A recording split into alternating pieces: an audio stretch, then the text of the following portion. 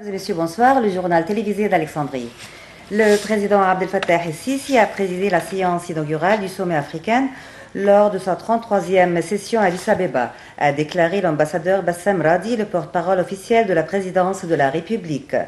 Le chef de l'État a souligné que les efforts de l'Égypte continueront de soutenir le renforcement des cadres de coopération africains. Le président a également ajouté, lors de son discours à la séance inaugurale du 33e sommet africain à Addis Abeba, que l'Égypte tenait à participer à tous les forums internationaux liés au continent africain et était fière de représenter l'Afrique et de garder à l'esprit les aspirations et les intérêts du continent. Le président Abdel Fattah el-Sisi a remis la présidence de l'Union africaine 2020-2021 à son homologue de l'Afrique du Sud, Cyril Ramaphosa. Il a également félicité le président de l'Afrique du Sud pour son accession à la présidence de l'UA à compter aujourd'hui et l'a assuré de son soutien pendant cette présidence. Le président el-Sisi a indiqué que les efforts de l'Égypte n'arrêteront pas de soutenir le renforcement des cadres de coopération africains. Le président Abdel Fattah el-Sisi a rencontré ce matin le secrétaire général de l'ONU, Antonio Guterres, à sa résidence à Addis Abeba.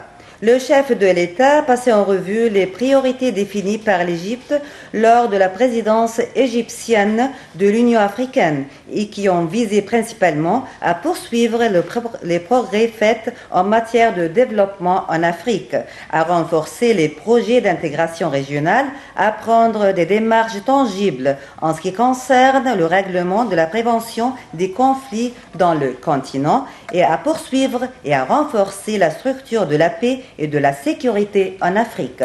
De son côté, le secrétaire général de l'ONU a loué la place distinguée de l'Égypte, valorisant la coopération de long terme de l'Égypte et l'ONU et sa participation active dans les différentes activités de l'organisation.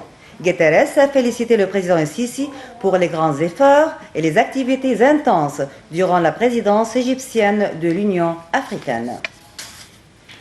Le Premier ministre, le docteur Moustapha Madbouli, a présidé une réunion de poursuite des procédures prises par la Compagnie du développement des terres agricoles, et ceci dans le cadre de la mise à exécution du projet national de la réforme et du développement d'1,5 million de fédans.